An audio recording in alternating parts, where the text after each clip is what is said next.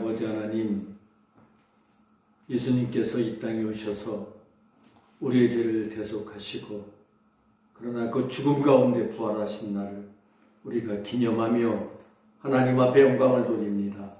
부활주일 예배로 우리의 예배를 받아 주시옵소서. 예수님 거룩하신 이름으로 감사하며 간절히 기도드리옵나이다. 아멘. 할렐루야.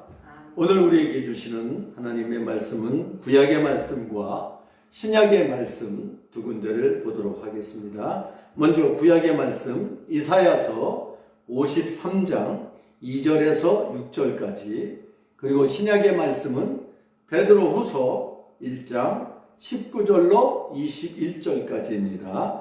먼저 구약의 말씀을 저희들이 찾고 봉독하도록 하겠습니다. 이사야서 53장 2절에서 6절까지입니다. 제가 봉독합니다. 그는 주 앞에서 자라나기를 연한 순 같고 마른 땅에서 나온 뿌리 같아서 고운 모양도 없고 풍채도 없은즉 우리가 보기에 흠모할 만한 아름다운 것이 없도다.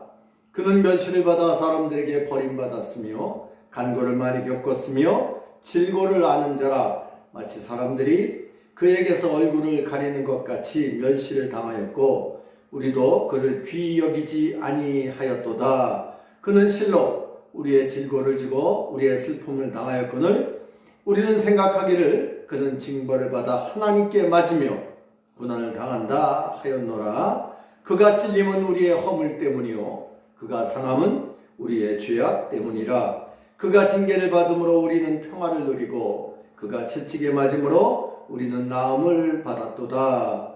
우리는 다 양 같아서 그릇 행하여 각기 제 길로 갔거늘 여호와께서는 우리 모두의 죄악을 그에게 담당시키셨도다. 아멘. 신약의 말씀 베드로후서 1장 19절부터입니다. 제가 봉독합니다.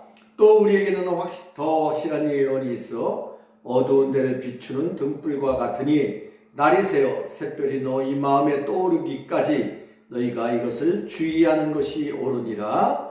먼저 할 것은 성경의 모든 예언은 사사로이 풀 것이 아니니 예언은 언제든지 사람의 뜻으로 낸 것이 아니요 오직 성령의 감동하심을 받은 사람들이 하나님께 받아 말한 것임이라. 아멘.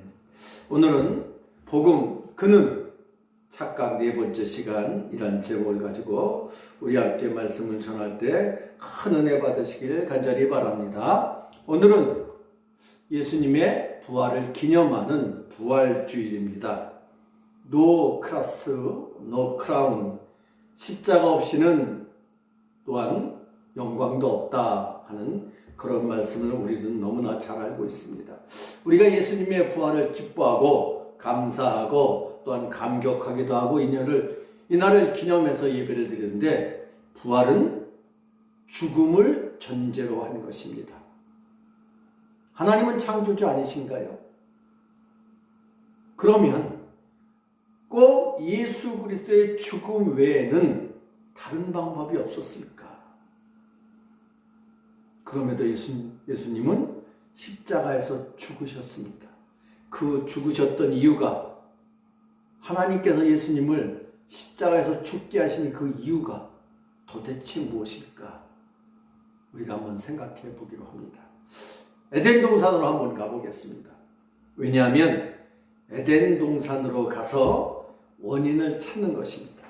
에덴은 이 세상의 시작이기도 하지만 죄의 시작이기도 합니다. 즉 예수님께서 십자가에서 죽어야만 했던 그 이유를 찾을 수 있는 시작이란 말씀입니다. 우리가 잘 알다시피 하나님은 동산 중앙에 생명나무와 선악을 알게 하는 나무를 세우시고는 이렇게 말씀하십니다. 동산 각종 나무의 열매는 네가 임의로 먹되 선악을 알게 하는 나무의 열매는 먹지 말라. 네가 먹는 날에는 반드시 죽으리라. 창세기 2장 16절에서 17절 말씀입니다. 이것이 하나님께서 세우신 말씀의 법입니다. 그 말씀에 불순종하는 죄는 반드시 죽음이라고 하나님께서 말씀하셨습니다. 법이 무너지면 혼란 그 자체로 돌아가는 것입니다. 그는 즉 창조주 하나님은 아담에게 분명하게 말씀하셨지만 아담과 그의 아내는 죽음을 육적인 죽음으로만 아니 정말 죽을까? 이렇게 생각했던 것입니다. 이것이 에덴 동산에서의 첫 번째 착각입니다. 하나님께서 말씀하신 그 말씀을 말씀으로 믿지 못하는 착각. 사랑과 죄에 대한 착각. 이것이 에덴 동산에서 있었던 아담과 그 아내의 착각이었던 것입니다.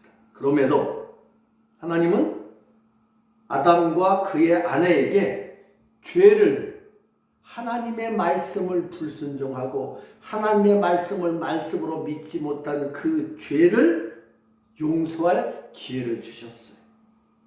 그러나 아담과 그 여자는 죄를 고백하지 않았어요.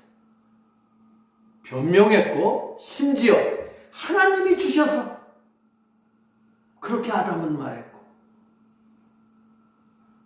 또한 여자는 하나님께서 주신 뱀 때문에 이렇게 항변하고 있는 거예요. 내 책임입니다. 하나님 내가 잘못했습니다. 라고 하지 아니하고 하나님께서 주셨기 때문에 이렇게 항변을 하고 있는 거예요. 지금 누구 책임이라는 거예요? 내 책임이라는 거예요? 하나님 책임입니다. 라고 이야기하는 거예요. 그 선악과를 따먹은 당사자가 누구예요? 하나님이 자기가 따먹은 거예요.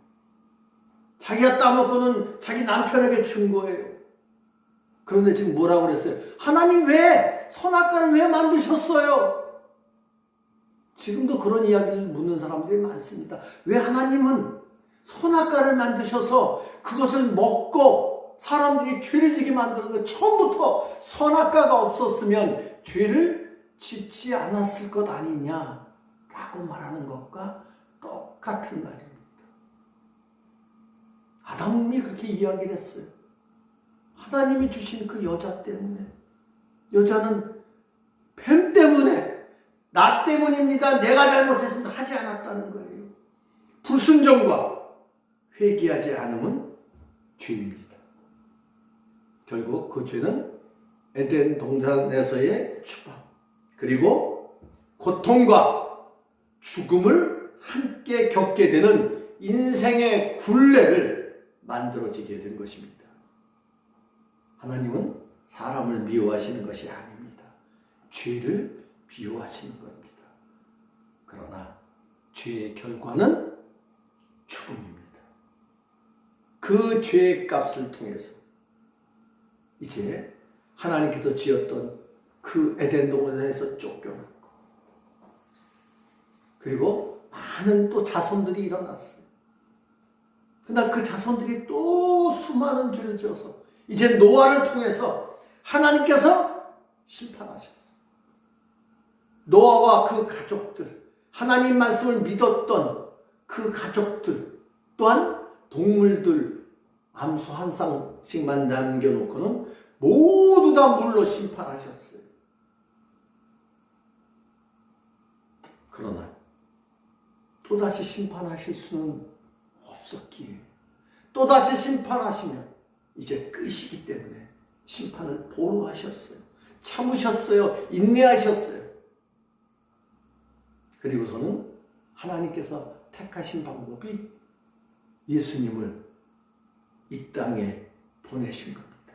사람의 대표로 보내신 거예요. 그래서 그 예수님이 죄값을 치르게 하신 것이 모든 사람의 죄를 다 짊어지고 그 죄값을 치르게 한 것이 바로 죽음, 십자가의 죽음입니다. 그 시작은 어디에서 시작됐어요? 에덴 동산에서 하나님의 말씀을 말씀대로 믿지 않았고, 또한 죄에 대한 고백도 없었고 회개하지 못했던 그 죄 때문이라는 것을 우리는 분명히 알아야 합니다. 그러나 하나님이 죽은 자 가운데서 예수님을 다시 살리신 것은 성경은 이렇게 말씀을 하고 있습니다. 그의 많으신 긍휼대로 예수 그리스도를 죽은 자 가운데서 부활하게 하심으로 말미암아 우리를 거듭나게 하사 산 소망이 있게 하시며, 베드로 전서 1장 3절의 말씀입니다. 산 소망을 우리에게 주시는 겁니다. 그래서 복음입니다. 그럼에도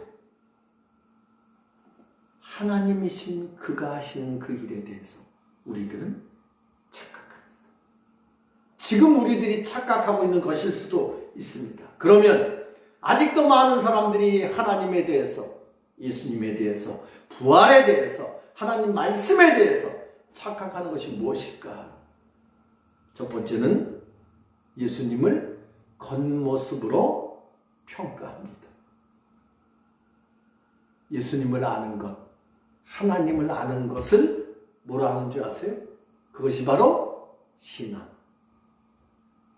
신앙생활은 하나님을 믿고 또한 예수님을 믿고 하나님이 말씀하신 것을 우리가 행하며 우리의 삶을 통해서 그 증거자가 되는 것이 바로 신앙생활입니다.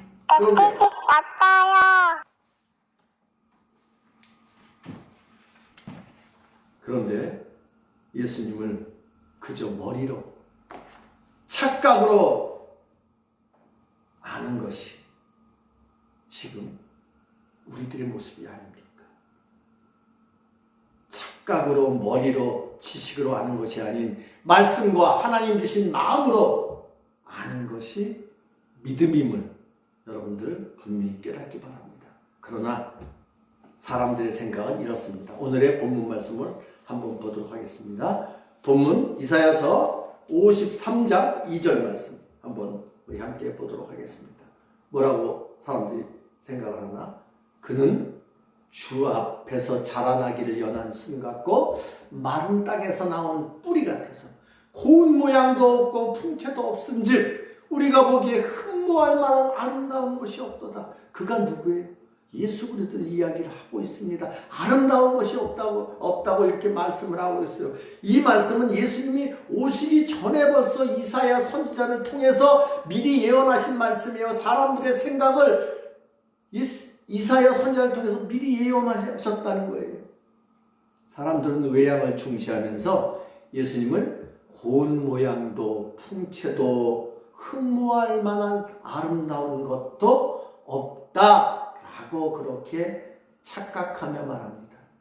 만약에 예수님이 풍채가 좋고 고운 모양도 있고 촉촉한 땅에서 난 뿌리 같아서 그 열매가 주렁주렁 있는 그런 사람들이 보기에는 외향으로 정말 아름다운 지체 높은 집안, 그때 당시에 왕의 아들로 태어났지 않다면 어떻게 됐을까요? 그러나 예수님은 왕의 아들로, 지체 높은 자의 아들로 태어나지 않았습니까? 왜 그럴까요? 그건 제가 굳이 설명하지 않아도 돼요. 굳이 하라면 만약 예수님이 왕의 아들로 태어나셨다면 보통 사람들이 예수님을 만날 수 있겠습니까? 못 만납니다. 또한 예수님이 그 높은 지위에 있는 사람으로 태어났으면 십자가의 참혹한 죽음을 맞이할 수 있겠습니까? 그때 당시에 십자가 죽음은 가장 참혹한 죽음이었어요. 그래서 골고다 산에서 강도들과 같이 죽을 수 있겠습니까? 그런 말이 있었죠. 유전, 무죄. 무전, 유죄. 지금은 안 그런가요? 아닙니다. 그럼에도 사람들은 지금도 겉모습을 더 중시합니다. 하나님의 말씀을 제대로 전하는 것이 아니더라도 커 보이고 으리으리해 보이고 편리한 시설이 있고 또한 장사하기에 많은 사람들이 모여 있는 곳을 믿음이 있는 곳이다, 좋은 곳이다 이렇게 착각하고 찾고 있습니다. 그런 곳에서 신앙생활을 해야만 자기 믿음도 크다고 착각하고 있다는 사실이에요. 지금 우리들은 어떤가요? 그러면 또 착각이 있습니다. 이 부활주일에 우리들이 깨달아야 돼요. 한번 따라하시죠. 십자가를 죄값이다 이렇게 말합니다. 자, 오늘 이사야서 3장 53장 3절 4절 보겠습니다. 그는 멸시를 받아 사람들에게 버림받았으며 간고를 많이 겪었으며 질고를 아는 자라. 마치 사람들이 그에게서 얼굴을 가리는 것 같이 멸시를 당하였고 우리도 그를 귀히 여기지 아니하였도다. 그는 실로 우리의 질고를 지고 우리의 슬픔을 당하였거늘 우리는 생각하기를 그는 징벌을 받아 하나님께 맞으며 고난을 당한다 하였노라. 만약에 십자가에서 예수님이 죽으시고 부활하시지 않았다면 우리는 생각하기를 그는 예수님이 징벌받고 하나님께 맞으며 고난당한다고 하는 사람들의 생각이 맞습니다. 그러나 예수님은 어떻게 하셨어요? 부활하셨어요.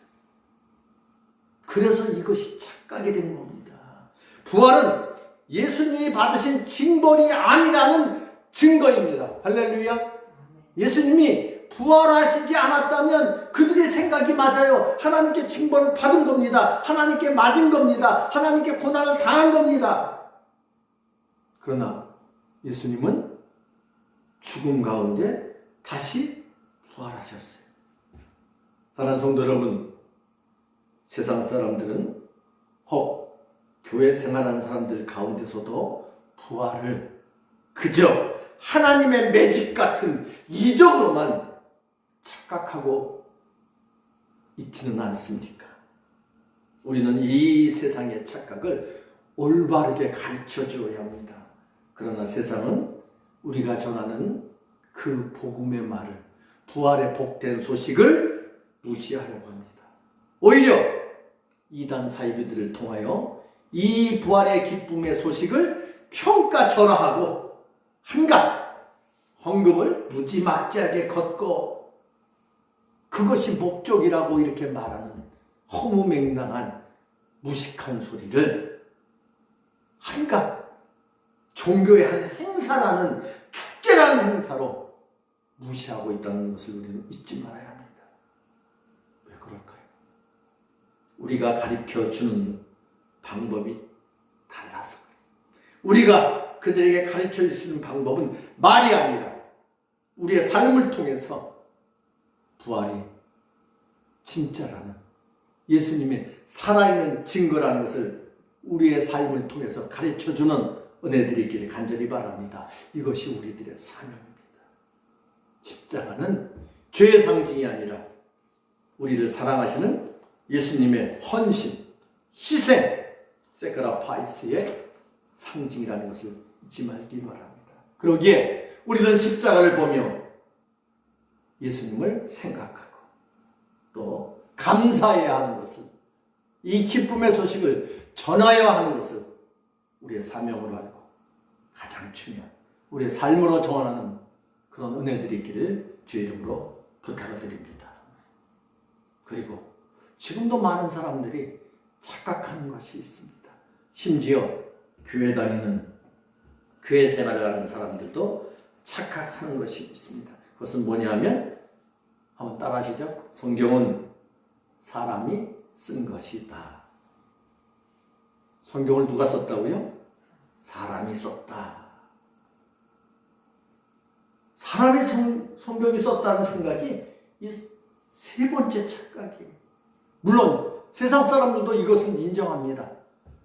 지금까지 가장 많이 사람들에게 익히고 가장 많은 사람들이 보고 있는 그 책이, 텍스트가 성경이다 하는 것은 인정은 합니다. 그런데 이 성경은 무엇이냐면 예언이에요.